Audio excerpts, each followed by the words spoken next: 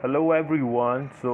आज की इस वीडियो में हम IBO 4 के चैप्टर 5 के इम्पॉर्टेंट क्वेश्चंस डिस्कस करेंगे। तो अब इस सीरीज़ में मैं चैप्टर 5 के जो मोस्ट इम्पॉर्टेंट कॉन्सेप्ट्स होंगे, मोस्ट इम्पॉर्टेंट टॉपिक्स होंगे, उन्हीं को लेकर आऊँगा। और आज मैं काफ़ी सारी वीडियोस अपलोड करने वाला हूँ दोस्तों, तो जो नए हैं इस चैनल को सब्सक्राइब कर लीजिए।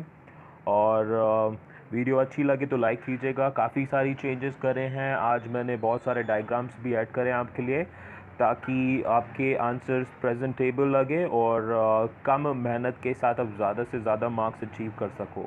तो जो आज का हमारा वीडियो है उसमें हम डिस्कस करेंगे दोस्तों about the chapter number 5, processing of N export order. जो टॉपिक्स हम डिस्कस करेंगे इस चैप्टर के क्वेश्चंस में आज, वो होंगे nature, format, examination and confirmation of N export order. तो काफ़ी ज़्यादा इंटरेस्टिंग और काफ़ी ज़्यादा इंपॉर्टेंट टॉपिक्स हैं ये, और चैप्टर भी काफ़ी अच्छा है दोस्तों। आपके 10 से 20 मार्क्स के क्वेश्चन बहुत आराम से इस चैप्टर से मिल जाते हैं।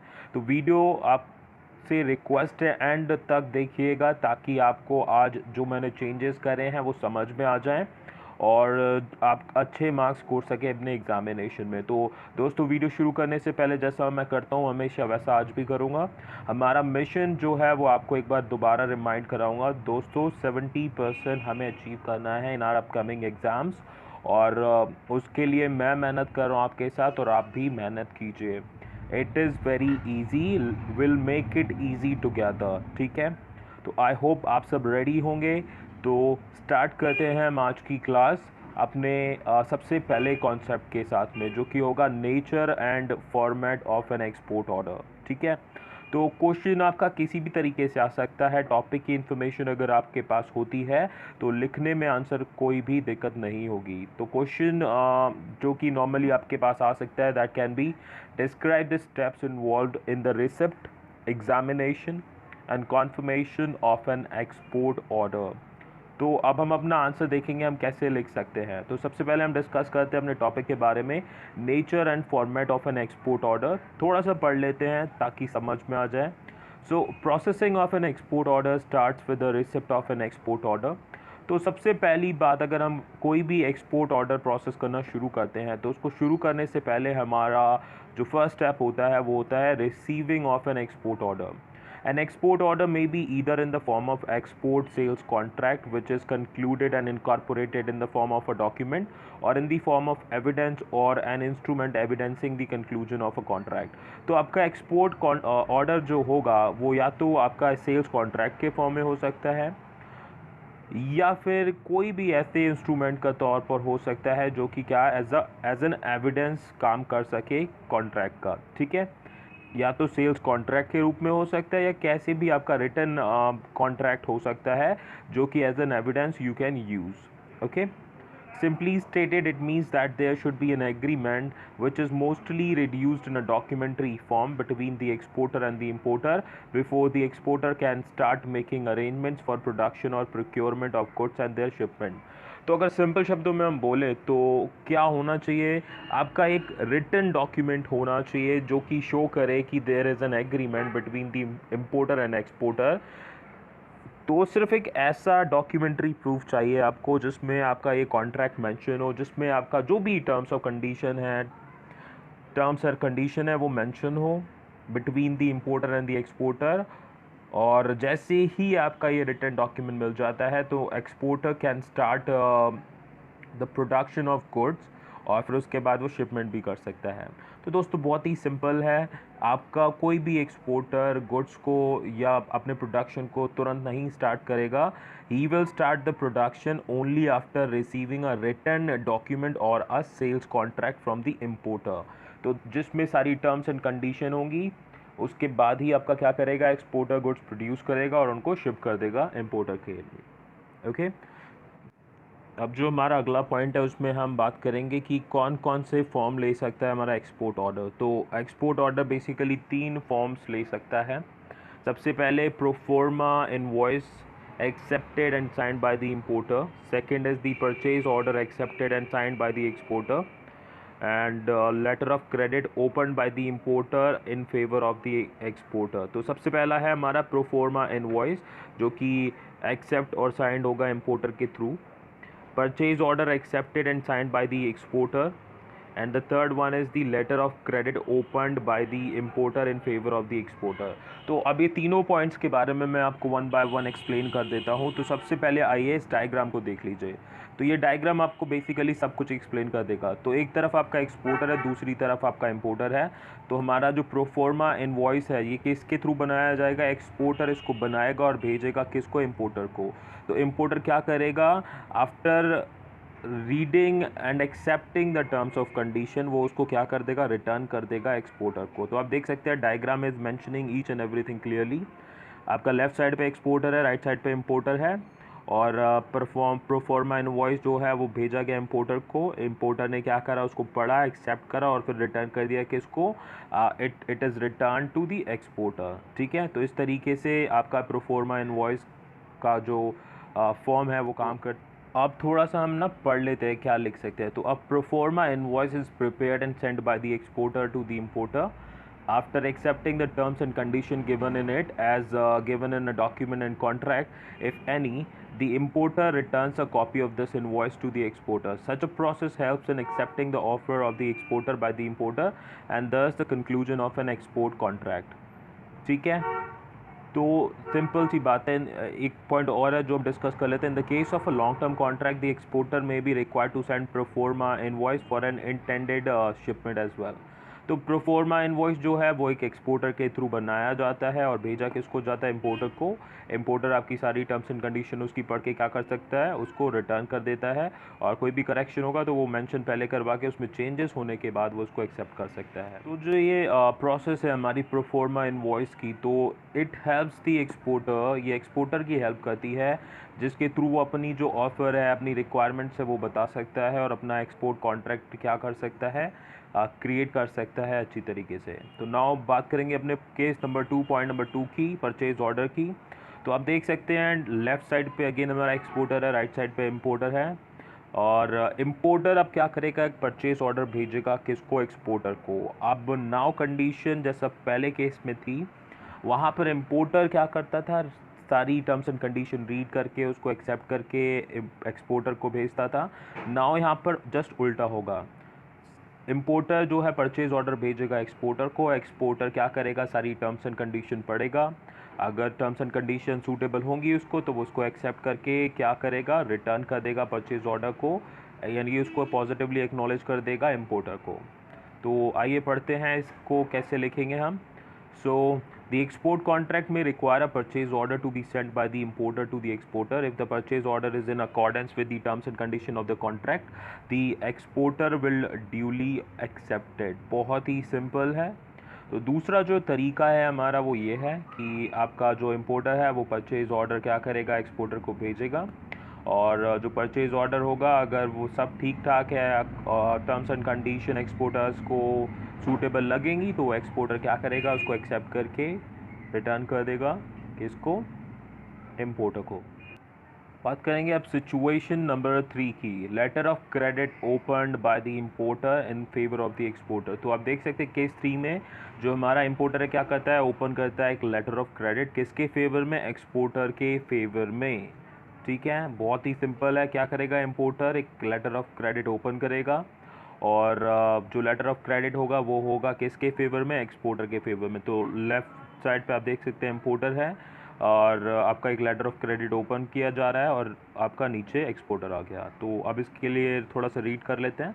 Opening of a letter of credit is also a common method of receiving the export order. तो कोई भी एक्सपोर्ट ऑर्डर रिसीव करने के लिए लेटर ऑफ क्रेडिट क्या है? हमारा बहुत ही कॉमन मेथड है. Although an instrument of payment. तो जो लेटर ऑफ क्रेडिट है ये पेमेंट का इंस्ट्रूमेंट है. The letter of credit states major terms and condition of shipment and enables the exporter to start processing of the export order. तो कोई भी export order अगर आपका कोई लेटर ऑफ क्रेडिट मिलता है एक्सपोर्टर को तो उसके थ्रू क्या कर सकता है? एक्सपोर्टर अपना प्रोडक्शन स्टार्ट कर सकता है, ऑर्डर प्रोसेस कर सकता है विदाउट एनी हेजिटेशन. बिकॉज जो लेटर ऑफ क्रेडिट है वो आपका एक इंस्ट्रूमेंट ऑफ पेमेंट भी है, और सारी जो टर्म्स एंड कंडीशन है related to shipment and processing of order, each and everything is mentioned in it. अब हम बात करेंगे अपने नेक्स्ट पॉइंट की, नेक्स्ट टॉपिक की, which is examination and confirmation of export order. तो किस तरीके से आप एग्ज़ामिन करेंगे और कंफर्म करेंगे एक्सपोर्ट ऑर्डर को, तो थोड़ा सा पढ़ लेते हैं इसके बारे में। तो as soon as an export order has been received the exporter must first acknowledge its receipt by intimating the importer through telephone, telex or fax, etc. Though not legally necessary, this step is helpful in creating business goodwill for the exporter.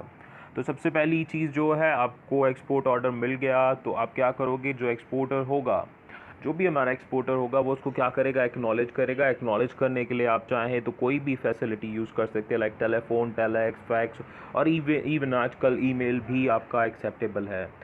ये legally आपका important नहीं होता है ये step, acceptance आपको भेजना ये legally नहीं है ज़रूरी, लेकिन अगर आप भेजते हैं तो it creates a goodwill of your business, ठीक है। तो इसलिए आप अगर गुडविल क्रिएट करना चाहते हैं अपने बिजनेस की, तो yes you can do that. The exporter must carefully examine the contents of the order to see that there is no discrepancy between the export order and export contract, whether it's verbal or written. तो जो export हमारा order होगा उसको क्या करना है, जो हमारा एक्सपोर्टर है उसको बहुत ही केयरफुली एनालाइज करना चाहिए, और अगर कोई भी डिस्क्रिपेंसी होती है, ठीक है, तो उसको क्या कराना है, उसको करेक्ट कराना है। क्योंकि अगर अभी करेक्शन हो जाएगा तो later on there will be no problem in processing the order, लेकिन अगर वो करेक्शन नहीं कराया गया टाइमली तो it can cause serious trouble and damage to both the parties. चलिए, तो अभी आपको एक डायग्राम के थ्रू मैं एक्सप्लेन कर देता हूँ। बहुत ही इजी प्रोसीजर है, और ये डायग्राम आप देखिएगा, इसके थ्रू आपको सब कुछ बहुत क्लियर हो जाएगा, ठीक है। तो आप देख सकते हैं हमारी लेफ़्ट साइड पर सबसे पहले एक्सपोर्ट ऑर्डर क्या हुआ, रिसीव्ड हुआ, किसको, एक्सपोर्टर को। तो export order received by exporter, exporter ने क्या करा, उसको एक्नॉलेज करा, किसके थ्रू, थ्रू टेलीफोन, टेलेक्स और फैक्स, ठीक है। तो फर्स्ट लाइन में आप देख सकते हैं एक्सपोर्ट ऑर्डर रिसीव हुआ एक्सपोर्टर के थ्रू, और एक्सपोर्टर ने क्या करा, उसको एक्नॉलेज करा। कब एक्नॉलेज करना है, before acknowledging it he should check that there is no discrepancy between the export order and export contract. तो यहाँ पर जो स्टेप होगा, यानी कि before positively acknowledging the export order, exporter को क्या करना है, आपका चेक करना है कि कोई भी डिस्क्रिपेंसी ना हो एक्सपोर्ट ऑर्डर और एक्सपोर्ट कॉन्ट्रैक्ट के बीच में। तो जैसे ही उसने चेक किया कि कोई डिस्क्रिपेंसी नहीं है, सब कुछ ठीक ठाक है, तो क्या करेगा, वो अपना पॉजिटिव एक्नॉलेजमेंट कर देगा थ्रू टेलीफोन, टेलेक्स और फैक्स के थ्रू। किसको करेगा, इम्पोर्टर को। तो स्टार्ट होती है प्रोसेस एक्सपोर्ट ऑर्डर से, और हमारे इम्पोर्टर को एक्नॉलेजमेंट पे ख़त्म हो जाएगी। तो डायग्राम एक बार देख लीजिए, चाहे तो स्क्रीनशॉट लेना चाहे तो आप स्क्रीनशॉट ले लीजिए। और आई होप दोस्तों आज की वीडियो काफ़ी अच्छी लग रही होगी आपको, तो लाइक तो कर सकते हैं आप, ठीक है। तो आई होप ये डायग्राम समझ में आ गया हो। कोई भी डाउट हो तो please write in the comment box, I will definitely help you. तो बात करेंगे अब हम आगे के पॉइंट की। तो अगला जो हमारा पॉइंट है, हम बात करेंगे उसमें कि क्या क्या चीज़ें, कौन कौन से आइटम है जो कि एग्जामिन करने चाहिए किसको, एक्सपोर्टर को। तो सबसे पहला जो हमारा पॉइंट है, that is product description including specification, style, colour, packaging conditions etcetera. तो प्रोडक्ट का डिस्क्रिप्शन है, चाहे वो उसकी स्टाइल, कलर, पैकेजिंग वगैरह से रिलेटेड हो, सब कुछ चेक करना है। मार्किंग एंड लेबलिंग रिक्वायरमेंट्स जो भी होंगी वो देखे। टर्म्स ऑफ पेमेंट चेक करे, including currency, nature of letter of credit. अब लेटर ऑफ क्रेडिट आपका कुछ भी हो सकता है, कोई भी तरह का हो सकता है, like revocable, irrevocable, confirmed, unconfirmed, restricted, unrestricted etcetera. Credit period, तो टर्म्स ऑफ पेमेंट में ये सारी चीज़ें उसको चेक करनी होंगी कि किस करेंसी में आपका पेमेंट होगा, नेचर क्या होगा लेटर ऑफ क्रेडिट का, और क्रेडिट पीरियड कितना होगा। तो ये सारी चीज़ें क्या हैं, आपका एक्सपोर्टर के थ्रू क्या करनी है, केयरफुली एनालाइज करनी है, केयरफुली चेक करनी है। देखिए, इसके अलावा हम बात करें तो अगला जो है वो टर्म्स ऑफ पेमेंट के बाद है terms of shipment including choice of carrier, mode of carriage, place of delivery, date of shipment और delivery, port of shipment, transshipment etcetera.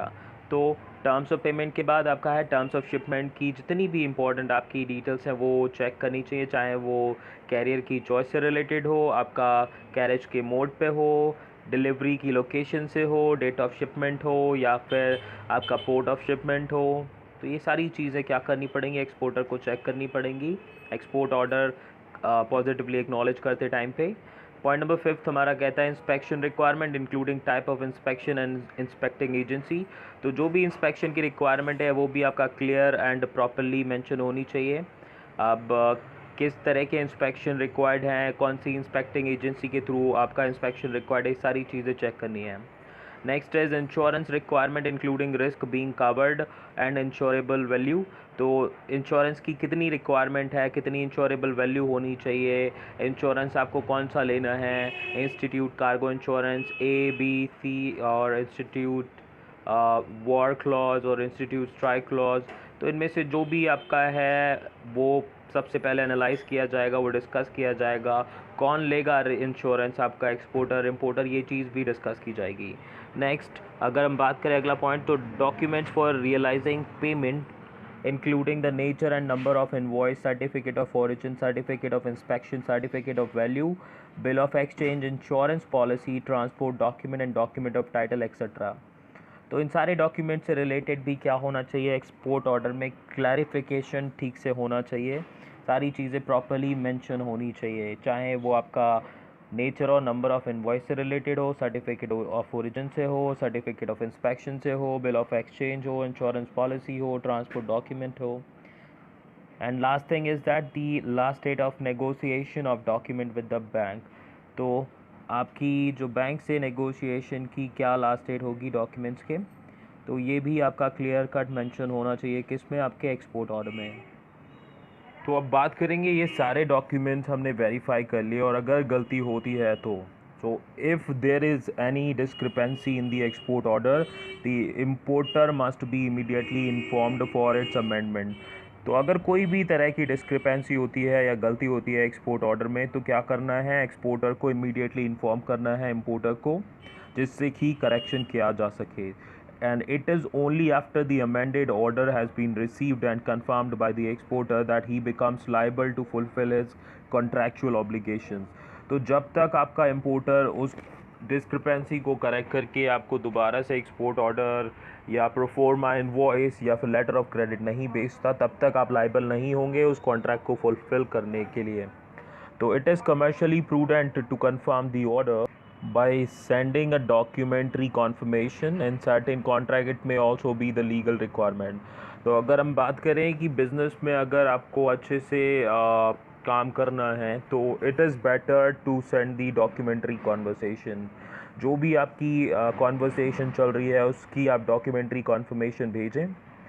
And there is no specific format of this confirmatory letter, and an ordinary letter would serve the purpose। तो कोई आपका specific इसका format नहीं है। अगर हम बात करें, आप जो कॉन्फर्मेशन लेटर भेजेंगे, आप एक नॉर्मल लेटर पर भी अगर कंफर्म पॉजिटिवली एक्नॉलेजमेंट करके भेज देंगे तो इट इज़ ऑल्सो ओके।